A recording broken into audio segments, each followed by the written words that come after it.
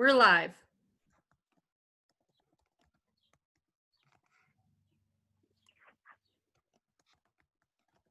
Welcome, everybody. Thanks so much for joining us. Pam, do you want to take it away?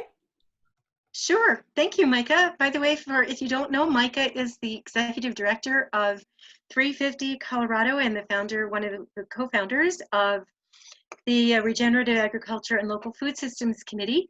I'm with that committee, as are some of the people who are in here. And where is Michaela? Michaela is also on that committee. And I would like to welcome you to this seed saving webinar.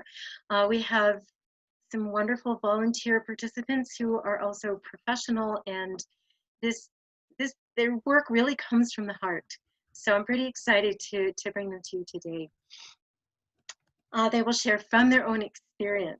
We're introducing ourselves by altitude. I'm at 8,300 feet on the Front Range. First, I'd like to introduce Wendy. And Wendy Wiener is, right now, she's working furiously answering questions in the chat box. When all of us went through seed school teacher training with the Rocky Mountain Seed Alliance. And Wendy is also a permaculture teacher and a longtime professional gardener and an herbalist, and we'll be answering as many questions in the chat box as possible. When you ask your questions, we'll be taking the questions after the last speaker. Lexi is the last speaker, but you can ask your questions anytime in the chat box. If they're general questions, just please write general, and Wendy will work on answering them. And if you are a seed teacher or a seed saver or someone who knows how to answer, please chime in and help Wendy in the chat box. And otherwise, please name the person who you would like to direct your question to, because that will help us be efficient in the question and answer period. So let me see.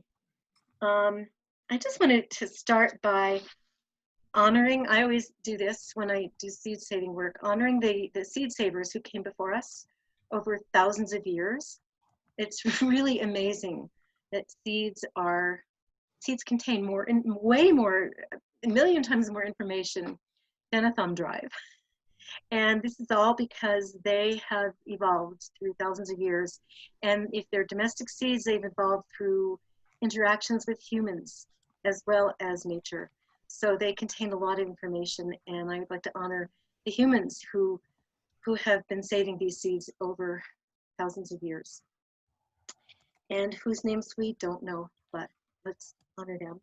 And we are the ancestors doing this for future people. And seed stories are crucial to really, seeds are, we have a relationship with seeds. They become friends when you start saving them. And stories, knowing where they came from is crucial. So let's keep the stories alive, as these presenters will make clear. We'll start with Penn, who will introduce herself and say a few words about climate change, and then we'll talk about mountain gardening. Each presenter will talk for 10 to 12 minutes, and then we will go into the live Q&A with the presenters. Penn, please take it away. Hi, everyone. Pam, yay. I'm so happy to be here. I'm here at 8,120 feet. You can see the mountain and the mountain garden behind me. The things that I would like to say about climate change before I start my presentation is that I've lived here for 30 years on this mountain, and I have seen with my own eyes things change. And yes, the famous saying in Colorado is, how's the weather? Wait 5 minutes and I'll tell you, right? We know that. And that's always been the way it is. But I have seen trends. I have seen things change. For instance, if it's gonna snow and freeze all through June because we have so many more wild storms than ever before, then I'm gonna count on September, where I would normally freeze in September, to finish out my tomatoes because it's going to be so warm in the fall. And I have seen that happen repeatedly when that happens. And I know that's chance and also coincidence, but I have seen that trend change over the years where I could never have done such a thing before. I've also seen our giant ancient pinyon trees here change from a 3-year cycle of making their seeds, their nuts, the pine nut, from a 7-year cycle to a 3-year cycle. And those are maybe just, you know, Mother Nature doing what she wants. But I do feel that as a gardener and as an observer of the wilderness, that I have seen things that are different and that I can sort of count on now that I never could before. I'm no expert, I'm just a witness. And so with that, that's really all I can say to you, that if you observe and you watch and you document in your journal book that you keep for your garden, which I highly recommend you do, you will start noticing these changes as well. That's just an ode to the weather. It's you know, it's going to continue to change, but there are things we can learn from it. So now I'm going to put up my my PowerPoint and we will get started. So it's up, Micah. Can everyone see? Not Oh, yet. You might need to hit the share oh, button. sorry, I didn't push to share the screen. I'm sorry. Hang on, everyone. There we go. Hold on. One moment. Share. Now we got it. This technology thing, you guys, okay? All right. So this is where I live. This is down in our bottomland. We have 43 acres here. And this is what we see coming and going at all times. Off in the distance there are the Sangre de Cristo mountain range. I live in the Wet Mountains near the Wet Mountain Valley, which is an absolutely amazing place. So beautiful here, and I take photos of the sky all the time, but that's just an eye candy photo, so had to do it. This is, you know, my family has Smart Greenhouses LLC. Cord is a greenhouse designer. We design and build greenhouses that heat, cool, and ventilate themselves year round. This will grow tropical trees year round with absolutely no fuel. But the best part about this amazing greenhouse is that door way over on the left side of your screen takes me here, the happiest place on earth. This is my seed room, and it is 10 feet by 24 feet. Wow. And it is full from the floor to the ceiling with seed. And this is where I work. This is where I send you seeds from Miss Penn's Mountain Seeds. This is where I cool down when it's hot. And I have a lot of work to do in here. We clean the seed and it goes into a jar and the jar's on the wall. And then I can just, you know, it's the most beautiful thing I've ever seen. No matter who you are, when you walk in that room, if you can't feel the living, breathing embryos that seeds are, then you're dead, okay? Because it is alive in there and it is pulsating with life. And it is a wonderful, magical place to be. I just had to show you. You know, seeds companies are going to tell you that seed has a shelf life. If you notice the dates on this package of seeds, I planted seeds from this same package for over 10 years. And I actually did some more after the 2012. So it's only a seed company that isn't really aware of seed saving that doesn't understand that seeds are made to last. They're built to last. And if they're kept cool, dry, and dark, and in a steady temperature, they can last for years and years and years. So you don't have to throw away those seeds from last year. You don't have to throw away those seeds from 5 years ago if you've kept them in a steady temperature. So this is just one little picture that shows you that seed is made to be so smart and so brilliant and to wait for its moment. And you can wake them up even when they're 50 years old. Many times you can wake them up. So this is one of those giant piñons that's on my property. 2 people cannot get their arms around the base of this tree. And I have had different tree people come and say it could be 1,000 years old. So when I think about the people who lived here before me, I don't think about pioneers and settlers. I'm thinking about the first people, the real people who lived here. And their children played in this tree like my children did. And this tree witnessed so many of us come and go. And it's a grandfather, a grandmother, and I want you to know that the platform and the ladder in it have no nails in the tree because this is my revered grandfather. And one day all those boards will fall away and that tree will carry on and see many more of us come and many more of us go. We're very lucky to have 35-foot pinyon trees on our property, very, very old trees. And they connect me to the people who lived here before. They connect me to the past. We are both eating these highly nutritious pine nuts. And yes, I do carry these pine nuts in my seed line, but they're more than just a seed. This is the giant that will come from that tiny seed. This is what the seed looks like when the pine cones are beginning to crack open and the sap is pulling apart as they open. And then that's when the pinyon jays lose their minds and start attacking the tree. And there is a symbiotic relationship between the birds and the tree, that they bury the seeds in the deep mulch underneath them because the seeds would bounce on top of the mulch and they can't plant their own seeds. So those birds dig them into the ground to cache them for winter, and then they find them later. Well, they don't find them all, and thereby they are planting this highly nutritious seed, and they're planting more trees. It's a beautiful system. This is a ponderosa where the cones are just starting to open up. And this is where you can walk up to the tree, put a bag underneath those cones and shake it slightly, and they'll fall right into your bag. Now, if you go to the National Forest and you are not a seed seller like me, you have the right as a taxpayer to collect seeds for personal use. And so rather than digging trees and the chance of possibly losing them, which there are programs to do that as well, you can start them from seed, and the seed is wise and the seed is adapted, and you can take those seeds and start young trees yourself. Anyone who's experienced fire, you can start a lot of young trees this way and reforest your property if you've had fire. This is a really fun thing to do. And I hold in my hand the pinyon, the ponderosa, the bristlecone, the lodgepole. They're all in my hand. And as you saw, the giant trees, that is a powerful picture for me. It brings, it chokes me up a little bit because you know what the potential for that seed is, and it's going to wait until the conditions are perfect, and then it's going to turn into these amazing trees. No matter what happens with weather, no matter what happens with fire, there you have it right in my hand. I also use the pine needle mulch from the trees to mulch everything within an inch of its life. If I'm not using pine needle mulch for seeds, I'm using deep hay for plants because we live in a dry, dry climate.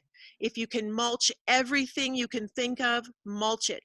This is a corn plant, of course, coming up through the mulch, because even a little bit of pine needle mulch will change everything from the wicking away of moisture. If you have bare soil, especially on the Front Range, my goodness, it will dry out so fast. So mulch everything and use the resources you have. I have a forest full of pine needles, and I am very responsible about how I take them. I don't leave bare roots, and I mulch my plants, and it makes all the difference in the world. So because I'm a tomato junkie, and I do have a problem with collecting tomatoes, I wanted to show you how I grow my tomatoes, because tomatoes are self-pollinating. They don't cross readily with each other. Of course, nature can do whatever it wants, but I use the old-fashioned wooden flats. Nothing works better, and it saves hundreds of gallons of water to plant this way. First, I go out in February or March, and I dig the pine needle mulch out from underneath those trees, and I fill that box 3/4 of the way with pine needle mulch because I have it. That's why I use it. That's about how full I'll fill that box. Then I'm going to put my seed starting mix on top of it, which I use COIR, C-O-I-R, the coconut fiber mixed with perlite, and it's a wonderful seed starting mix. And my tomatoes love the acid from that little bit of acid from those pine needles. Here's a place where people don't realize that you don't have to spread those seeds apart in its germination phase. I can dump 100 seeds right on top of each other there, right down the middle. That's all tomatoes right in the middle there. And they'll all come up right together, just like in nature if the tomato fell on the ground. And then I'm going to take them and transplant them out. I'm not against plug trays or any other way for farmers, but I'm a small, very small farmer, and I want to save water. So I can put 3,000 to 5,000 seeds in this flat easily, and I'm saving a lot of water when I'm watering just one flat. The other thing I do is I group the cool weather vegetables in one flat and the warm weather vegetables in another so that I can control the temperature. These are all the cool things like chives and kale and broccoli and those things. I use those little sticks just to separate the rows, but you don't have to. I just do it because it becomes more efficient for me. Here is one. Just wanted to let you know you have about 2 minutes left. No, Sorry to interrupt. We're going to speed talk. All right. So, yes. Okay. So this is the same thing. Then I cover them with produce bags because I have produce bags and put them on some form of heat. This one, you see the pipe on the back, that's the propane stove. And there they all are coming up right together. This is how I'm going to start transplanting. This is my station. So I'm going to prick them out from below. I never ever touch the stem because if you break the stem, you kill the plant. So I only handle them by the leaves, pull them apart. And I was taking my own pictures, so you'll have to bear with me. And into the ready pots they go, and then I'm going to bury them in up to their neck, right? Because everywhere that those tomato stem is touching the soil, it's going to make a stout stem, which will help us in the high winds up here. Then I'm going to water them with kelp. Kelp is the gift from the sea to the land. It is the true Miracle Grow. It's not a petrochemical. It's the real stuff. In the fall, bring in every single tomato, whether it's green, ripe, or halfway ripe. Every single one will ripen in the house. And this is what we have to do. You're watching the weather constantly for that hard freeze, and then you're harvesting those tomatoes and bringing them in. And that is Sasha's Eltai. This is one of the best seed stories on the planet. I encourage you to Google Sasha's story. You'll find it on Seeds Trust website. You'll find it out there, and I dare you not to cry because it's a weeper, man. But this is what got me hooked on seed saving. This is what got me hooked on storytelling, and it's just the best tomato ever. It's my favorite tomato ever. This is a very large tomato bed with I put 38 tomato plants in there, and that's a hail guard. We need to hail guard over the things that won't come back from hail. Not everything, but we put it over squash and we put it over tomatoes. Those are biointensive beds, ready to plant this spring. All right, this is here to make you weep. We're gonna power teach right now. You know what that cracking is, don't you? That's the power of a tiny seed. Watch this. Here it comes the next day, and there it is. Every single time, germination is a miracle to me and makes me cry and dance around the garden. Every single time, as if it's for the first time. This is the carrot seed, which takes 2 long years to get to. They are bearded. They come with little fuzzy beards on them, and that's how I sell them because I want you to know what they look like.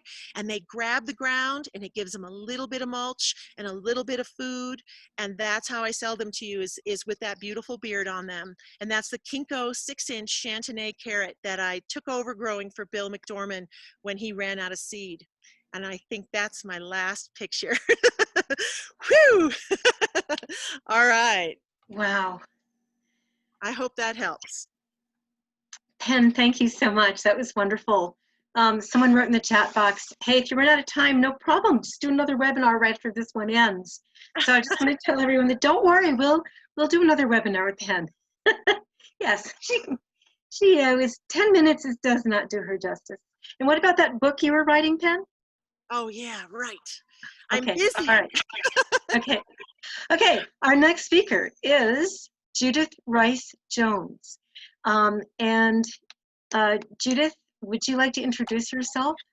So I live at 6,000 and something feet in Colorado Springs. I've lived here for a very long time.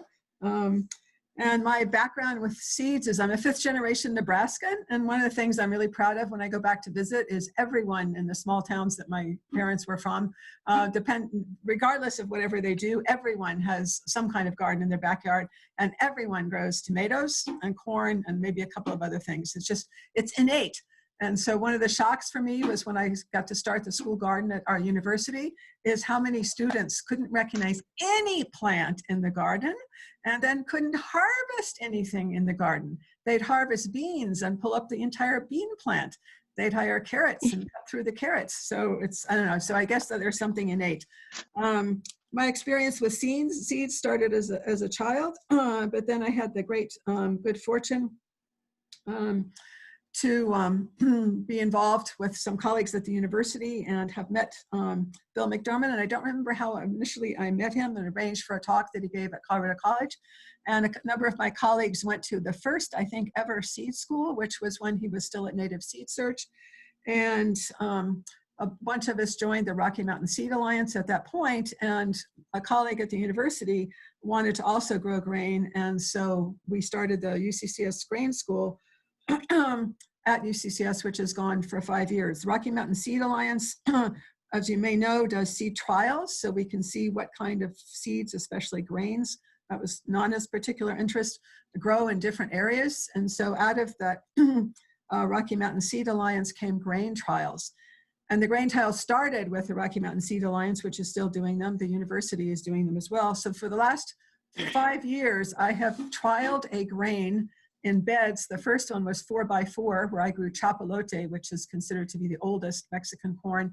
And from there, I grew a Swiss rye, banatka, which is an ancient wheat, and kernza, which is, as you may know, the first perennial wheat. So my first bed was 4x4. My subsequent beds have been 4x7. So obviously, this is not large-scale grain growing, but a whole lot of fun, and intrigued a lot of my neighbors. The seed that I grow from those plants, I return the seed to UCCS, and that is given to other potential growers in the Southwest, in Colorado, South Colorado and the Southwest, so they can trial, with the goal to try to find out which of the many, many varieties of grains grow in our region. And one of the fun things, I used to be an academic librarian, one of the fun things that we found is the vast amount of information from USDA on the varieties of seeds that were grown throughout the United States. And the Champion book is from 1923. And you'd be stunned at the variety of grains that were grown in Colorado at that time. And we've really narrowed that selection. I intended to start, but I of course forgot, with letting you know about a really exciting development that started at the beginning of March along with the pandemic. A group of farmers on the East Coast called the Experimental Farm Network, primarily in New Jersey and Pennsylvania, decided that they had to do something. The pandemic, they recognized right away that food was going to become an issue, and so they started this organization called the Cooperative Garden Commission. It's been shortened. If you want to go to the website, it's coopgardens.com. There's also a Facebook page, and about 8 states have a Co-op Gardens, like we have one, a Co-op Gardens Colorado, so there's a lot of information. And the goal was to get information out as quickly as possible to people living in urban and suburban areas, which I assume you know is 85% of Americans, because they foresaw that there would be food shortages. They also sort of foresaw, but I don't think to the extent that it's happened, the shortages that there would be with seeds. And as you all probably know, very quickly, let's see if I can do this and make it work. Okay. As you know, probably know, a lot of seed companies ran out of seeds very early. And if you've been reading lately, there's a lot of concern that that seed shortage that we saw this summer is very likely going to continue into subsequent years. So there I list the plants that I grew. Now let's see if I can figure in this different format how to advance the screen. Michaela, is that possible? That I really can't figure that out. What do you need help with? Everything looks really good. You may need to double click it, Judith. Okay. Aha, thank you. One of the things you might, and I invite you to do this down where you are. Almost every town is at some point in its history going to have a mill. Colorado Springs was founded in 1871. There weren't any stores. There wasn't even a train yet. So if people wanted to have flour, their only choice was to grow some of it. And there were 2 very early on in the 1880s. There were 2 mills in the center of downtown on Fountain Creek. Interestingly enough, both of them burned, and it turns out that happens to be a very common thing with mills. The flour, if you didn't know, is very flammable. So the mills did not last very long. One of the things I've learned with trialing grains is a huge variety of grains that exist out there, and most of us, I think, are not familiar with them. And the exciting thing, and I think fortunately bakers are starting to discover that, is the incredible variety of tastes and nutrition. So generally those are divided into the Poaceae, the grains that come from grasses, and that is most of the ones that you see there on the screen. I don't remember if I have, and then we have the ones that are, did I lose it on the bottom of the screen? We have the ones that for a while were called pseudograins. We decided that was a demeaning way to call them, so we now call them lesser known grains, and those are ones that are not part of the Poaceae family. So there are things like quinoa, see if I can, quinoa, I'm trying to think of now, I can't remember the other ones, but things that a lot of people who believe that they're gluten intolerant and whatnot can eat. One of the things I've learned over and over in grain school is that without seed security, there's no food security. And that's really been underlined this summer when all of the seed companies very early on ran out of seed. This was not anything new that's happened in a lot of wars, and it certainly was something that happened in our country during the 2 wars. Oops, how did I go back? Okay. So one of the really, I don't have a degree in nutrition, but I've learned a lot just working with this, is the kernel of wheat has an enormous amount of food. But what happened during something, there's a wonderful book called White Bread, which I highly recommend, published by a professor at Whitman College. And one of the things that he tries to discover is, why did we evolve from eating whole grain bread, which is much healthier, to eating white bread? And the study is really quite fascinating. It has to do a lot with prejudice. It has a lot to do with a time period when a lot of Eastern Europeans who were darker than Europeans came to the US, and this idea that combined the idea of purity with white. And there was actually a sort of another reason for it. If you mill a whole grain, if you mill the grain with the endosperm, the bran, and the germ, there is some oil in the germ. And when you mill the entire grain, the flour does not last as long. So people were excited with this notion of removing the germ and the bran, because then the flour would last longer, and especially the commercial flour companies were particularly excited about that. But when you do that, you remove an enormous part of the nutritional value of the grain and the taste as well. So one of the positive things about the movement to whole grain is that the taste and the nutrition both together are restored. One of the fun things that's happened, I thought it was just in the last decade, but when I looked, I found the articles go back all the way back to 1978, and these are 3 that I found in Mother Earth Gardening. Gene Logston is really well known in the small grain growing. He has a book out on that topic.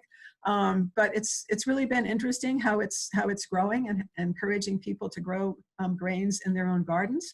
One of the issues was, okay, I've got the grain, now what do I do with it? And actually harvesting is really simple. The trickier part is separating the chaff from the grain, but there are lots of methods to do that too. And one of the things that's grown and greatly in the last 2 decades are the opportunities to buy mills. I prefer, friends have these wonderful, beautiful the Germans seem to do everything beautifully. The German mills that are wood on the outside and stone mills on the inside, which cost around somewhere between $300 and $500, but they last forever. There's also a German company that's come all 5 years to grain school called Mockmill, M-O-C-K-M-I-L-L, that has stone mills, but the machine itself is metal. Very efficient, but just to me not as fun and as attractive as the old German wooden ones. So it's very easy to grow your own grain, to grind your own grain, and once you've done it and see what it tastes like, the difference is phenomenal. I also wanted to mention a problem that has existed as long as grain growing has existed, and that is, how do you store the grain? And it's a lot easier if you're like me and you have a very small amount, but I don't store it for very long because I take it immediately to the university. But one of the things I found fascinating, and I'm particularly interested in the cultural artifacts of food. When I taught the geography of food, that was something I really stressed with the students. And one of their students gave me, her mother, she's Navajo, and she gave me this pot, I don't know if you can see well, that her mother had built and designed and whatnot. I'm not sure, my camera is not very good. I don't know if you can see, there's a teeny tiny hole at the top. And I thought, I was so appreciative. It's an absolutely beautiful bowl and I love it. But I thought, really, that's kind of stupid. Why would you use a bowl that's got this tiny little hole? And then I got a little bit smarter, because one of the issues with storing any kind of seed, and especially grain, it's particularly attractive to rodents. So the smaller the hole, the harder it is, especially for a mouse or a rat to get into it. Bugs can. And this last year at Grain School, a young man from New Mexico was selling these, which he said, I've never seen them in a museum, but these are also made out of New Mexican clay. And he had the ingenious idea of adding a cork. I'm not sure that the Native Americans ever did that, to seal it. But if you don't, one of the problems we've had with the grain that local farmers have grown is that they've stored it in what they thought were fairly thick sacks, multi-level sacks. And in so many cases, some kind of rodent or something else got into them. So this has always been an issue. And you read really tragic stories of early pioneers and whatnot who thought that they'd very carefully stored their seed, not just grain, but all of their seed, and then came to find out that some rodent or something had eaten a hole, and the seed that they were counting on to plant for their first crop is totally lost. So seed storage becomes one of the important issues.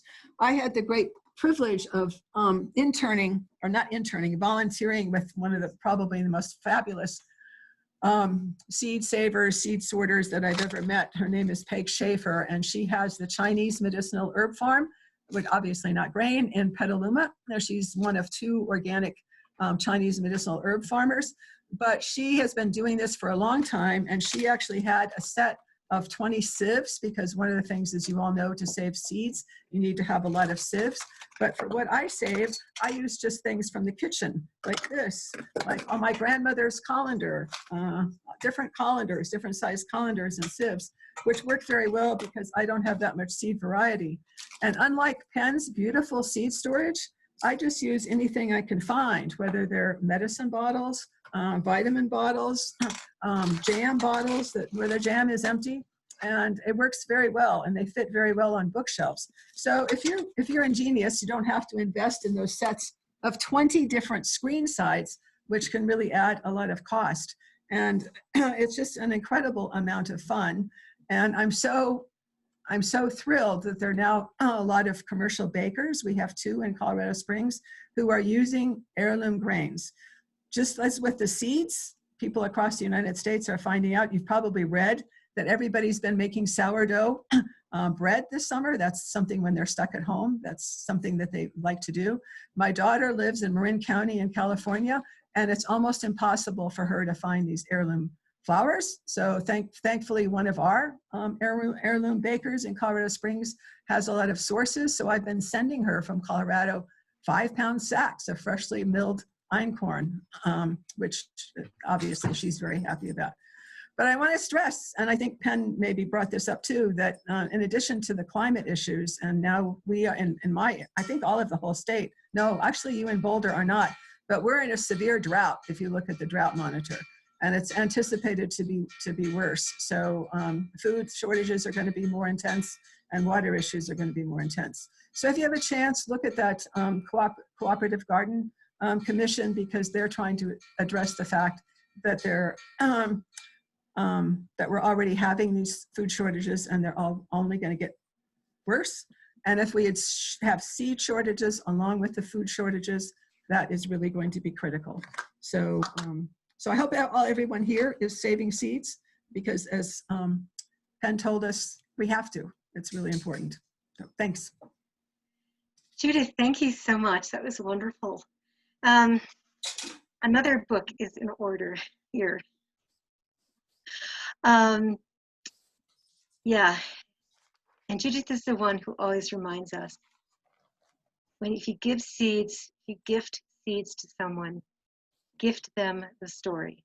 If you sell seeds to someone, tell them the story of the seeds that you're giving them. Thank you.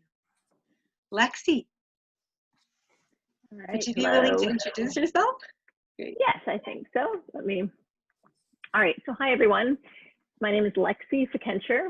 I live in Denver, so I'm at 5,280 feet.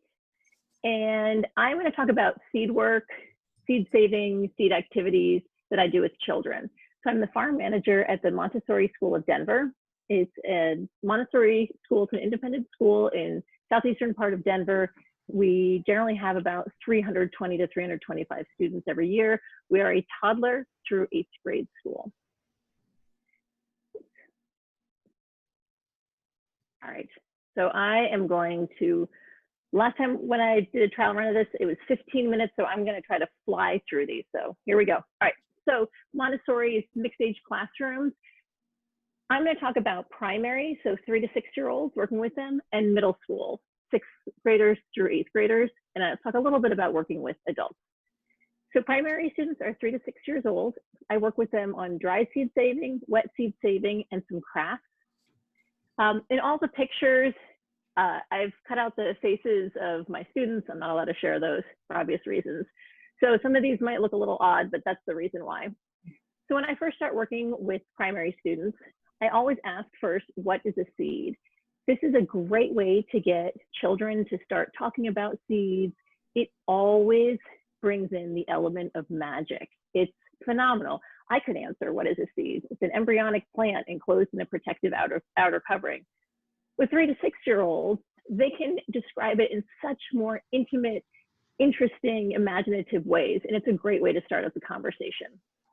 So we talk about seeds, we talk about the diversity of seeds, different shapes, sizes, colors, textures. We'll start with dry seed saving. We'll go out into the garden. We have, at the school, we have 8 raised beds. They're outdoor soil beds. We also grow food hydroponically. So we'll go out to the garden and we'll talk about the differences between, on the left, a green bean. So an immature green bean is what we eat. In the center, they'll see a bean that has gone past that stage. So if you're going to use that bean for eating, it's a shelled bean. And then we'll find beans that look like the bean on the right, where the pod is dry and paper-like. And we talk about the stages of maturity.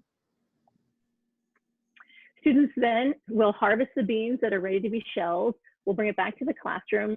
And this is great for fine motor skills, for students to break open the pods and to collect the seeds. Students can do this individually. We also will go outside, and I don't have a picture of this because I always get so excited when we do this. We lay out a tarp, put all of the dried bean pods in the tarp, fold the tarp in half, and then the students stomp on it. And they have so much fun doing that. So when they're stomping on it, they're breaking apart the dried pods. Students, sometimes we play music, sometimes students sing. They just have a fantastic time doing that. When we pull the tarp back, it's this phenomenal moment where you can see, we always have a variety of different beans, just all the colors of the seeds. So students will pick out all the seeds, put them in bowls to bring in the classroom, and then we shake the tarp to, we shake off the tarp with all the remaining dried bean pods. It's a great activity. So I also walk around campus with the students and we'll find flowers where the flowers have gone into seed. So here's a hollyhock. So we point out this, I'll point out the different stages of the flowers, and we will harvest seed heads. This is a great activity to bring a seed head back into the classroom, and then the student can count how many seeds are in one seed head or in one flower. It's a great way to incorporate math.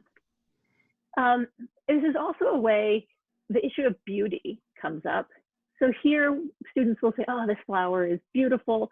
And then I'll point to this, where the seeds are starting to develop. And then students might see this and say, oh, that's kind of ugly, it's all dying. And so we talk about, well, why is it ugly? Why do you think it's ugly? What is its function? And it's a great way to start conversations about this. So the next thing we do we'll do wet seed saving with tomatoes. We ferment, so the students will harvest tomatoes. The practical life, they get to take a knife, they learn how to cut a tomato in half, they squeeze the seeds and the gelatinous material into a bowl. We then transfer that into mason jars, top it off with water, wait 10 to 14 days for the seeds, for the process to finish fermenting.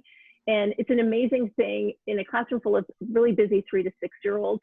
Things get knocked over all the time. This is what happens. In all the years I've been doing this, I have never had a class of students ever knock over one of those mason jars that's holding fermenting seeds. They're so excited about it. They check on it daily. When the mold on the top gets a little bit thick, I'll scoop it off, dump that in the compost, and keep letting it ferment. The craft that I like to do with them is making seed paper. So in the business office, any confidential papers get shredded. We save the shredded paper, and the students will put the shredded paper into a blender, add some water. If there are construction paper remnants around and they want to add color, they'll tear up the bits of construction paper, add it in. Another good practical life skill, students learn how to use a blender. I love this picture because the student here has one hand on top on the lid and one hand running the blender. And then we have dozens of these screens. They're really basic wooden screens with screen mesh that's attached to it. The students will pour the paper pulp or sludge onto the screen, and then I'll have a selection of seeds that the students can sprinkle on top. The seeds will embed, the whole thing will dry, and then students can do crafts with that seed paper. My goal with the 3 to 6-year-olds is to get them to interact with seeds, to learn how to identify seeds, have it so that seeds are just a normal, everyday, typical activity for them. This is new. On the left is a, let's see, what is it? Corn sheller. So you can insert an ear of dried corn into the corn sheller and then rotate the either the cob of corn or the corn sheller, and it pulls off all of the kernels. For multicolored corn, this is a great way for students to then, by hand, separate the kernels by size, by color. Another way to incorporate some math. I'm going to jump to middle school now, so 6th through 8th graders. I teach an urban farm occupation, so it is an urban farming or gardening class where the students create a business. And then I also teach electives that ended up being suggested by students that are related to the urban farm class. So I'm going to start in the spring, and then I'm going to talk into the fall.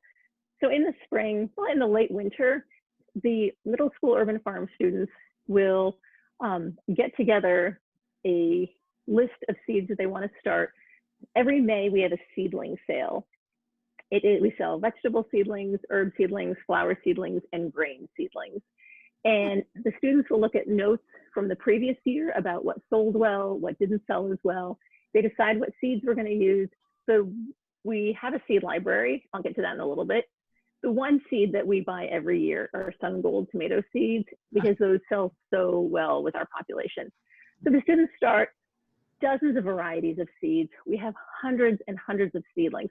So they pick them, they start them from seed, they maintain them, they grow them, they nurture them over the spring, and then they sell them in May.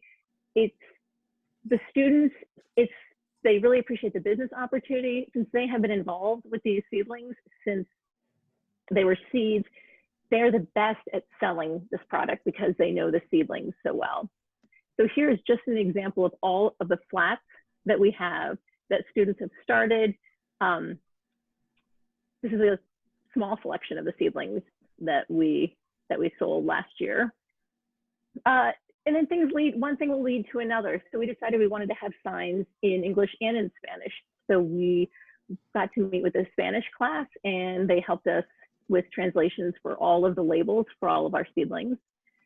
When we started seeds, we realized that our south-facing windows were not providing enough sunlight or enough light for the seedlings to grow well. So I found instructions for making a really basic grow light using PVC, and those are shop lights. And so I brought it in fully constructed, showed the students. The students had to disassemble it and then reassemble it. And they had a great time. They decided, you know what, we should make a video of this. So the students made a video of how to build and construct one. So we got an Instagram account. So we have an Instagram account with videos, instructional videos that the students have made. I've learned a lot of video editing from my middle school students. Then we grow through the summer. In the summer, we have had family volunteers come and help us maintain the gardens throughout the summer.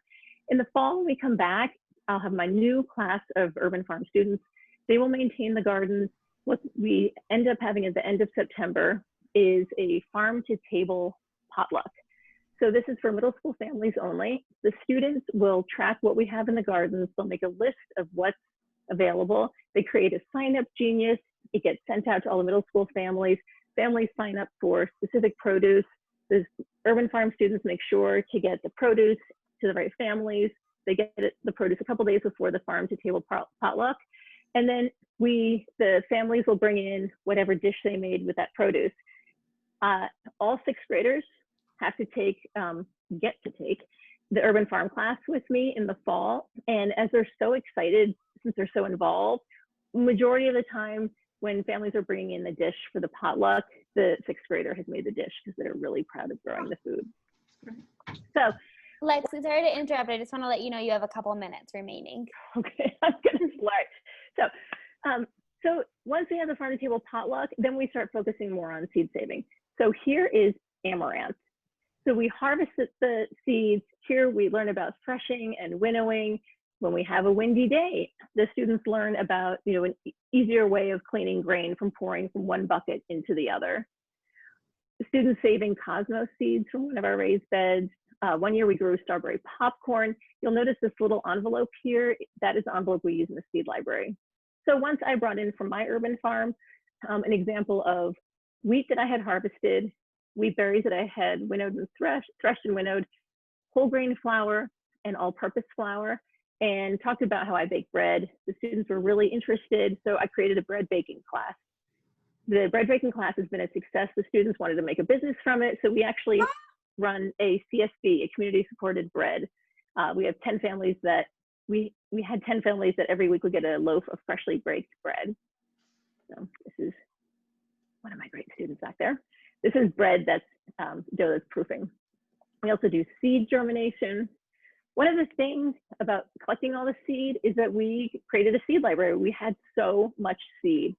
So we have 3 of these cabinets, one for vegetable seeds, one for flower seeds, one for herb seeds. And the seeds are donations from seed companies, seeds that's collected on campus, and seed from families.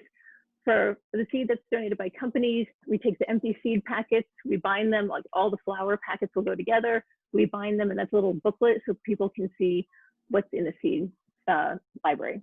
So for adult classes, I teach classes to parents and staff. Always start off with the 6 easiest seeds to save. Most people think 5, they forget that wheat is also a really easy seed to save. This is the graphic that I use that always gets the adults, talking about the massive loss of diversity in different types of crops from 1903 to 1983. This is the thing that I have found gets adults to see this and to say, okay, I want to get involved with seed saving. Like the importance of bringing back that diversity. This is a quote that I recently came across that I really like. So this is from Leah Penniman. She owns Soulfire Farm, and this is from her book, Farming While Black. I realized that I had internalized the corporate messaging,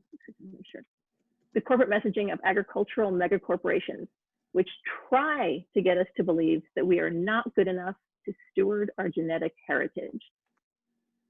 This, for me, my motivation for working with seeds and with children is to get, as I said, to get students and children to get their hands on seeds. When I talk about seed saving with the primary students, every time I'm greeted with enthusiasm and excitement. When I talk about seed saving with adults, the majority of the time the reaction is, oh, that book's really hard and complicated. And I want people to get beyond that, to becoming comfortable with seed saving, starting as basic as as basic as saving flower seeds. This is something that I just bought this last winter. These are fantastic. This is from Southern Exposure Seed Exchange. It's a set of 5 seed cleaning screens. They're all in varying sizes. What we had with the screen mesh was great. It worked well, but this I'm really excited to use. Some books that I'm reading right now, which are really eye-opening and very good. I definitely recommend.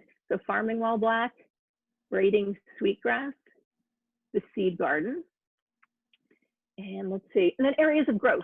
I mean, there's absolutely need for growth. For me, I'm really good with logistics and figuring out how to get things to work. In the seed library, there's the culture and the history of seeds, the story of seeds is phenomenal. We don't have that yet in the seed library. And this is an area where we absolutely need to improve so that people are getting the stories of the seeds when they're getting the seed library. All the seeds are in little packets. The students check the seeds out for free from the library. And we want stories to go with it. With the pandemic, I have had to switch to teaching gardening online, and it's been really challenging. So teaching seed saving online will, it's a challenge, but I think I'm up for it. Another area of growth, I would like seed saving to be in all program levels, not just in the youngest and in the oldest. This is an area for me to, a project for me to work on. And then also for the seed library, this is for our community within the school.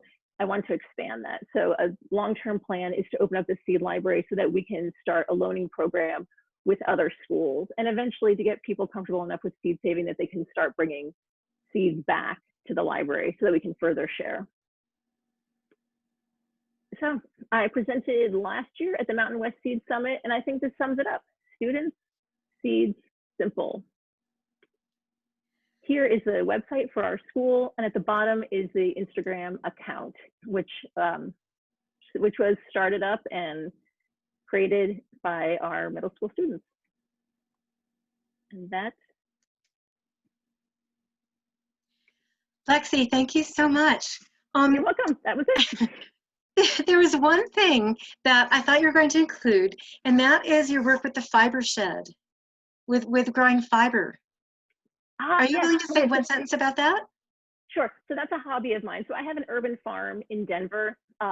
My family and I bought a carriage lot that didn't have any structures on it, and we turned it into a 6,400 square foot vegetable garden.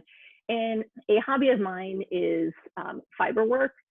So every year I buy a fleece and from a sheep and process it into wool. And I wanted to move beyond that, take another step. So last year I grew flax so I could learn about the steps to making linen. And I also grow flowers for dyeing as well as indigo. So I'm incorporating that. So since in the spring, as a teacher, we didn't know what the fall would look like. So I wasn't sure if we were allowed to grow food and harvest food and consume food on campus. So we, at the school, at the end of the school year, we planted indigo and cotton so that if we weren't able to actually consume food that we had grown, that we could do fiber work and dyeing work in the fall. Can I jump in here, Pam? When I was on sabbatical in Northern California in 2015, I volunteered with Fiber Shed. And one of the most fun weekends was when they sold 10 pair of absolutely positively Northern California jeans that were grown with organic cotton and dyed with local indigo and sewn by local tailors and seamstresses. Those jeans sold for $990 a pair, but there was a fundraiser to start, and they've actually started a mill there. And one of my favorite quotations, I think it's from Patricia Burgess, who started Fiber Shed, is that your refrigerator and your closet should both reflect your local geography.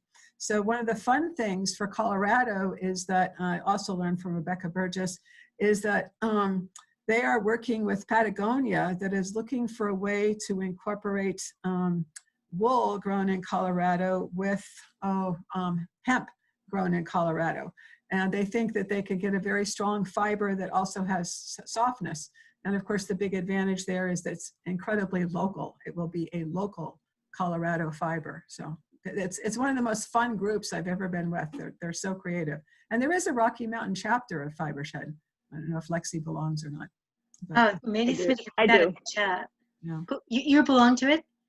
Maybe would you be willing to, first of all, I just want to thank you, Lexi. It was an awesome presentation. And I learned a lot. I think I learned best from stuff designed for little kids. Yes. So, and we all want you to be our teacher now. So thank you. This is awesome. Yeah, maybe we could type in the books that we recommended in the chat. And I don't see in this chat box the way to save the chat. So maybe one of us could just cut and paste afterwards so we can. So what we decided was we'll ask questions now, and then if anybody wants further information or wants to be in touch, please, you can email Penn. And Penn, maybe you could put your email in the chat box, and you can email me at for 350, or Michaela, are you willing to let us use your 350? Yes, absolutely. I'll go ahead and put it in the chat right now. That would be awesome. Thank you. Okay, let's go to questions. Wendy, I'm wondering if you're willing to help me. Do you have your finger on the first question for the presenters? Like, I'm just going through the chat box here. And while you're looking for the questions, I'll just tell everyone that if you do want to save the information that's been typed into the chat, you should be able to see over in the chat box. And if you don't have the chat box up, just put your cursor on the screen and you should see chat down in the bottom that you can select, and that will open the chat. And then there are 3 little dots over to the right where you type your message. You can click on that, and hopefully for everybody, there should be the option of save chat. You know, that's what I don't see in my chat box. Oh well, hopefully everybody else has it. Okay, Try it now. I just changed the options. Hopefully it just allowed it. Great, thank you. Okay, so Wendy, maybe Wendy, you could read the questions? I'm just looking to see what questions you haven't answered. The carrot. I can't tell. Go for it.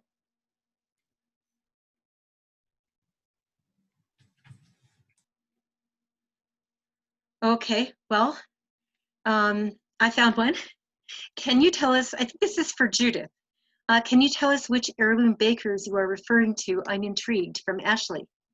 Well, in Colorado Springs, it's Nightingale and Sean's Sourdough Boulangerie. But one of the things we've always had at Grain School is we've brought bakers from all over the Southwest, and there you have some in Denver. I'm sorry, I don't remember specific, and I'm sure there must be one in Boulder. But it's kind of an exciting thing. It's way beyond Wonder Bread. Judith, do you want to say a word about the Colorado grain chain? The Colorado grain chain grew out. Well, first of all, it didn't entirely grow out. You have, I always forget her name in Northern Colorado in Boulder. What is her name? Mona Esposito. Yes, thank you. Yeah. And some people in Boulder started it. And I think then the Southern Colorado with UCCS got involved. And the idea is very much like the Rocky Mountain Seed Alliance started, is let's identify that. I mean, there's such a variety of all of the grains.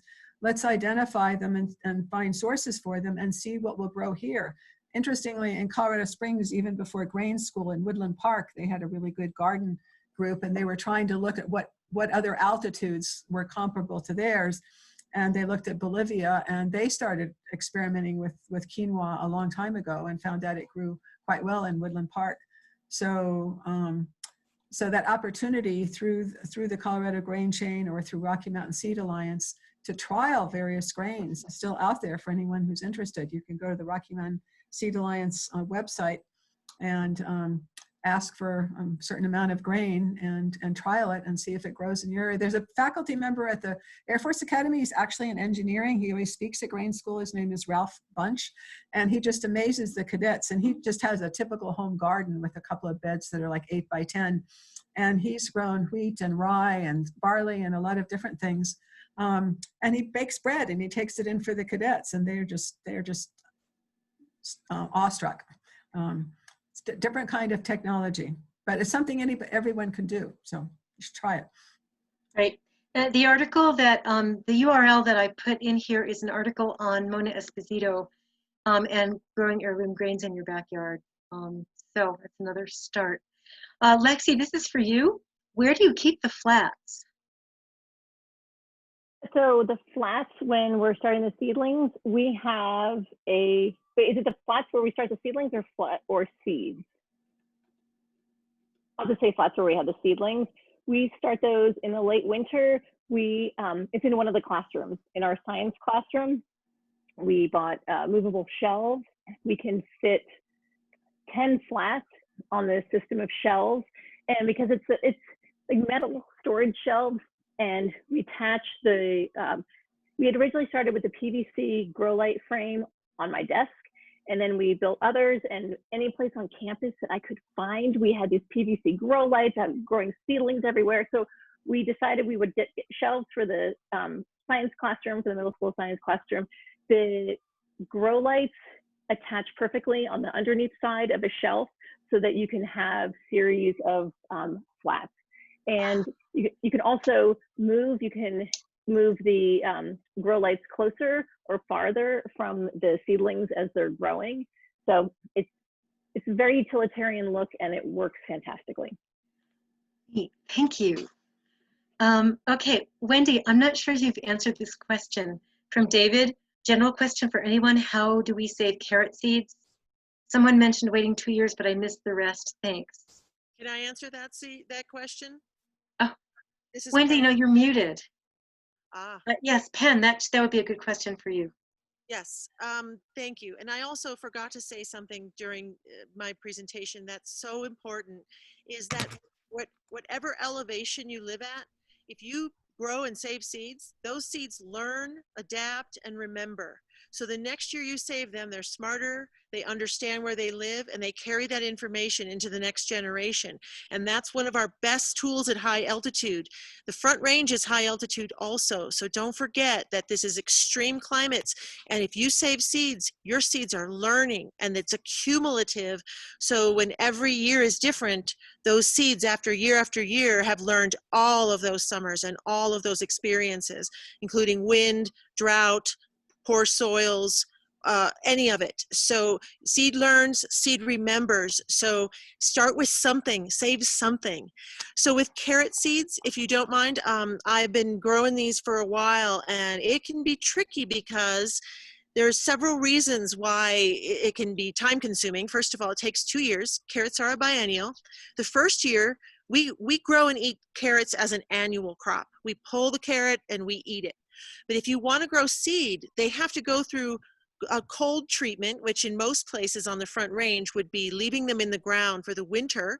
And then that warming in the soil the next spring will trigger them to flower. And when they flower, it takes the entire next season to grow those flowers and then to have those flowers dry, like in the picture that I showed. So it's a big commitment. Also, carrots are prone to inbreeding depression. And what that means is that if you grow a small population of them, then over some years, they're going to degrade. They're not going to be great.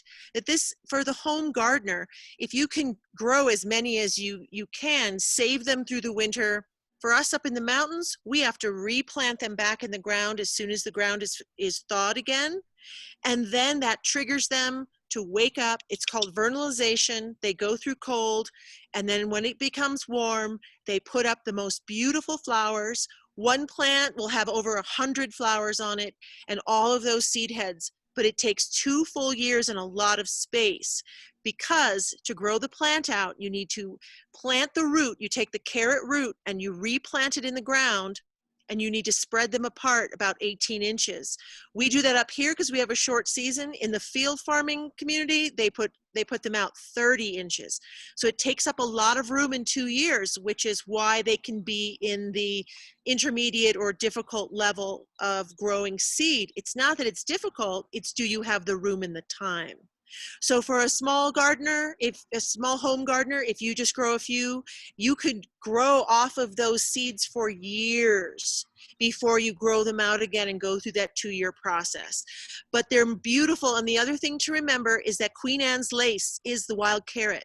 So if you live where Queen Anne's lace grows and blooms at the same time that the flower of the carrot is blooming, it will cross and it will degrade those carrots for the next generation. It doesn't matter how many carrots you grow the first year, because they're not blooming and crossing. So grow as many as you can, and then put them back in the ground or leave them in the ground for the winter for the down below, and you will have the most beautiful flowers. that next fall, the second fall, you will have your seed. It takes a while. Penn, thank you. Thank you very much. That's a lot of work, but I want to build on what Penn said about what beautiful flowers they make. I every year take about 3 tired carrots and stick them in my garden. And it's so much fun when friends come over and say, what's that beautiful white flower with the umbel at the top? That's right. Don't you know? Because the flowers are beautiful, but I would never have the energy to do the 2-year process. So kudos There's to something you. about growing plants out through the seed cycle. Mhm. There's just something about the completion, Yes, that's good. letting them have kids. Um, okay, so you have another one from Carell. Can we get a list of all the books mentioned? And I think, Lexi, that would mean, would you be willing to type them into the chat box? I did. Oh, you did? Oh, thank you. I have not done there yet. And don't forget Bill McDorman's book, Basic Seed Saving. Right. Let's see. Can I mention also Seed to Seed? Has anyone talked about that? Seed to Seed by Suzanne Ashworth. The second edition. I think I still have the first. Oh, I'll write that in the chat box. oh, this is fantastic. Wendy answered the carrot question. So now you have it written down. Oh, good. Awesome, awesome. Let me see. Michaela, good. Thank you. You wrote your email. And Penn, if you haven't yet, could you write down your email? I did. It's in there. Let me see. A lot of high-level information. Basic question, how do you save seeds? Wendy, start with the 5 different plants that Lexi mentioned. Yeah, that's a good one. If you go to Bill McDorman's book, that's a great place to start. Or go to the RMSA RockyMountainSeeds.org website, and there's a lot of information in there where to start. I would like to say something about the Organic Seed Alliance has an online free downloadable book that is both for professionals and the home gardener, and it is a fantastic book, and it's free. You can download it. That's And Organic Seed Alliance. they also, I think the email, the URL is RockyMountainSeeds.org, and it's the full name of the organization is Rocky Mountain Seed Alliance, and they have a free seed school on there. There are 7 sessions. It's not a cute little, 3-minute thing. It's a deep dive, but it's life-changing for many of us. So I highly recommend that. Let me see. Oh, and then Wendy, thank you for this. This information is just priceless. So Wendy, would you be willing to unmute yourself and say, did you write in the answer to Arlene's question? Question? Please tell me if I should be wary of mold with my paper bags. Do you live in Colorado? Arlene, do you live in Colorado? If you do, don't worry about mold. Or there's not a lot to worry about mold, but just make sure that it's in a cool, dry, dark place. And Wendy, we stay unmuted. And answer. Yes. Also, I would say that when you do your harvest of seeds, make sure it's not right after a rain or dew. Wait till everything is dry. And you don't have to, depending on the space that you have, you don't have to pull the whole plant. You can get out there with your pruners and just take the top of the plant. You can tie them up and then hang them upside down in the bag so that when they start to dry completely, they can fall into the bag and you're collecting all the seeds. That's one way, by using your bags. Yeah. Wendy, did you answer her second question? And that question was, remind me? My dill and cilantro seeds are easy to save, but edible parts of both dill and cilantro are too fibrous. How do I easily remove the stems to only keep the best part for cooking? Oh, and Um, Arlene took Penn's class at Denver Botanic Gardens. Yay. So So I don't I know would if you just- answered that or not. I keep my pruners on my hip and I'm constantly just cutting. You just have to cut them. If you want to keep the part that's edible, but you want to dry it, if you want to dry it, same thing. I would bundle it, put it in a bag upside down, and then you can strip it, and then you have your dried herbs. Right. Same Do I way. strip it when it's green or wait till it's dry to strip it? Wait till it's dried. Okay. Wait, if you want it to be dried, wait till it's dry. It's just easier, better use of space, and you can just wait till you need it. Someone told me that the plant is trying to draw all the nutrients into its roots, which are not there anymore because I've cut it off. It's only like now 6 or 8 inches long in a brown paper bag. And they tell me that it's going out of the leaves back into the stem in an attempt to get the nutrients into the root. Well, and it so they depends say on, to take it off when it's green, which is a pain. yeah, well, it depends. It depends on if you're using the same plant to grow for seed, or you're just using that plant to get the dried material to have for the winter for dried herbs.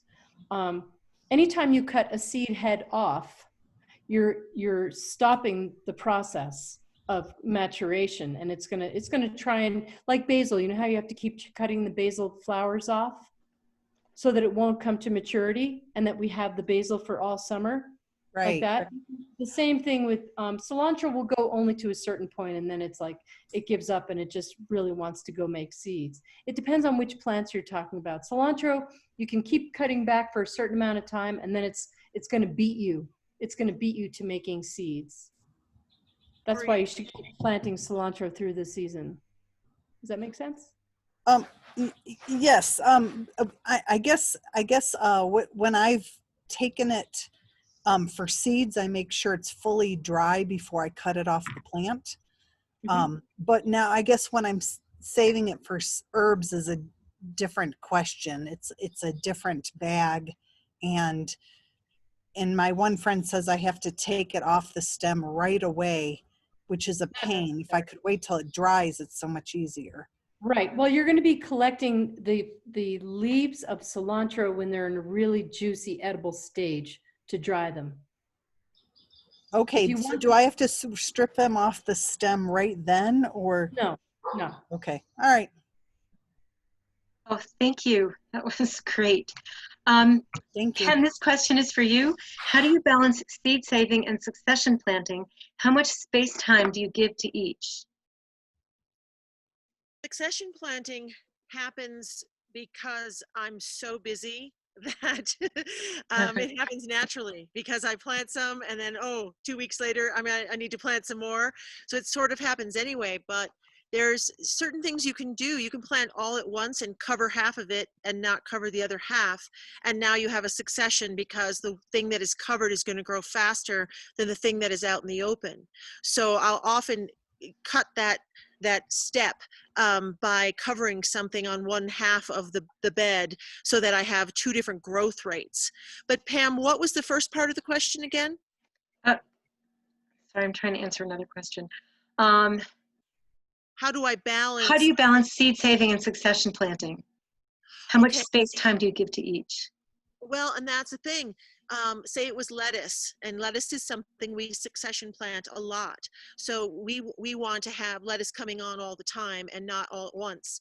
So that's a perfect crop to plant some every 2 or 3 weeks, and then you have this opportunity. Well, if something bolts, bolting means it's going to put up a stem, make flowers, set seed, and die. When you notice that, if you save the seeds of all the lettuce that bolt first, then you are saving for an early bolting lettuce. So sometimes what we'll do is we'll let some of those bolt, and then we'll rogue those out, and we'll wait for the others to bolt later. So then we know that the varieties we're choosing from, we're selecting this way for late bolting varieties. And the thing about lettuce is you can pick the lettuce off the outside of the plant and eat that, and then still let it bolt. So you can both eat some of the lettuce and get seed off of it. So remember to harvest, but you don't necessarily have to pull that whole head of lettuce. Just pick off some of the outside leaves and then leave some that are the most beautiful plants and the ones that you like the best to flower, set seed, and die. And that's what they do to renew themselves. I hope that answers. Thank Can I you add so on to- much. Pam, can I add on to that answer? Please. Okay, so in terms of, this is something that I've definitely encountered when working in a limited space in an urban environment. And when people ask me what I grow now, I've come up with a response that I grow food, flowers, fiber, and the future. And for the future, that's for seed saving. And it helps me view my garden as the heart of this garden is for seed saving. So I try to set aside a minimum of 10 to 15% of the space in the garden for seed saving. And one year I might be seed saving, it might be solely peas and marigolds, because those are super easy to save those seeds. And I might change it at 1 year, it was artichokes. And it's, I think, so changing a mindset that I specifically am growing a certain amount for seeds, and I'm going to let it go to seed. The seed that we grow goes to the seed library, so it's okay if we have a large quantity, an entire 30-foot row of peas that have gone to seed. Okay. We're at time. Thank you all so much for coming, and presenters, thank you so much for giving your time tonight to entice us to grow seeds and show us that it's not so hard. We love you and we thank you. And participants, thank you so much for being here. This couldn't have happened without you. So contact us for more information, and have a great evening. I don't see the three little dots that allow me to save the chat. And I'm not sure it has to be with just being a presenter or not being a presenter. Yeah, sadly, it's not even allowing me as the host to do that tonight, and I have no idea why. If anyone happens to know, unmute yourself and tell us, and I can save it to share, but it's not letting me do it, which is unusual. Okay. The three dots only show up if you put your cursor over your picture, and then the three dots show up. Ah, the other thing you can do is cut and paste it. Just copy the whole chat. Just copy the whole chat and cut and paste. Yeah, I think we'll do that. Actually, I tried copying and pasting, and it wouldn't do it for me. It wouldn't do it. Oh. Okay. Oh well. Well, we'll just. I just want to say one more thing. Sometimes Is, changes I remember, settings, and that's probably what I'm guessing has happened, because I could do it last time I tried on another presentation. Sorry about that, everyone. Yeah, me too. Yeah, Wendy. oh, I was just the last thing I remember that Bill always said that the vegetables that we're eating in our garden are immature, right? Mature vegetables are vegetables that are making seeds. So that's an interesting way to think about what's on your plate. Immature.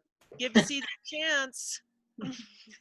Just really quickly, since there was so much good information over in the chat, though, if I will stay on for another 3 or so minutes after everybody's done. So if there are things that you want to copy down on paper, different books and things like that, I'll hang around for a few extra minutes after we're done, just to make sure that folks have a chance to write things down. When Micah, Carell just said, I just dragged it to a text doc, and I do happen to know that Carell is a computer expert. And Carell, are you willing to send it to me, and then I can send it to Micah, and she can send it to everybody? Or we can put it on the 350 website and our Facebook hub. Carell, oh, thank you. Okay, thank you. All right, we can do that too. Well, have a great evening, and save seeds. Thank you. All right, thank you. Great job, presenters. Thank you all so much. Great job. Thank you. Thank you, Wendy and Penn and Lexi. Thank you, everyone. Bye. Thank you. Bye. Bye.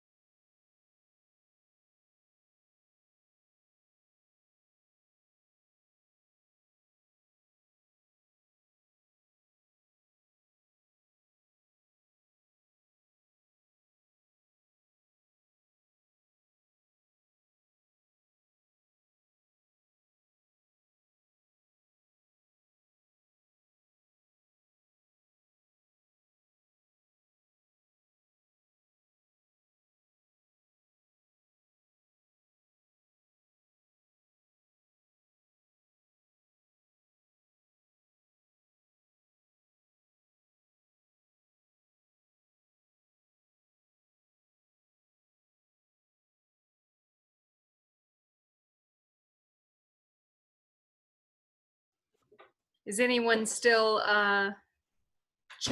writing down things from the chat?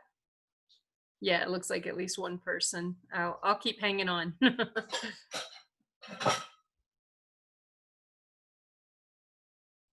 Thank you.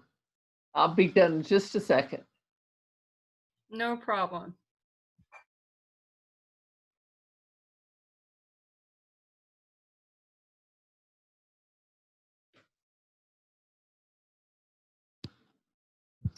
Okay, thank you for me. No worries, honey. Thank you for joining. I loved it. Bye-bye. Bye. Yeah, it was a great presentation.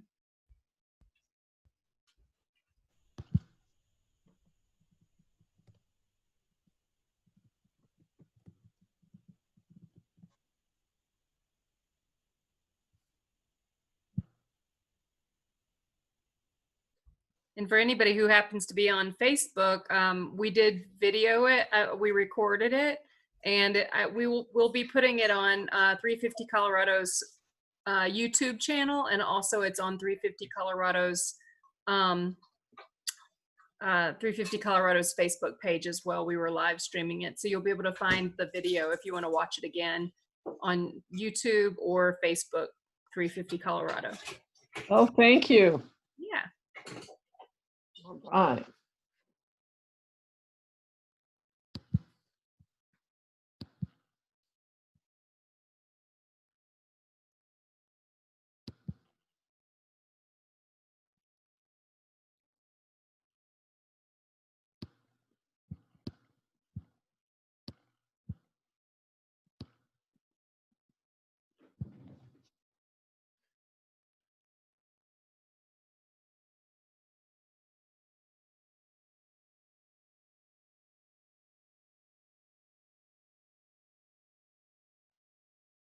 Oh, interesting.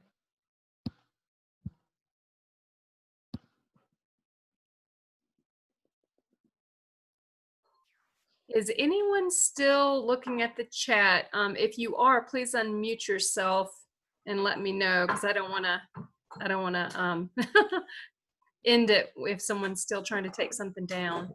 Okay, I'll leave. Goodbye. Thank you. Bye. Thank you. Hopefully everybody's done. I'll give it a few seconds for anyone to unmute if you need to. Okay, hopefully everybody's got it. Have a good night, all. Thank you. Good night.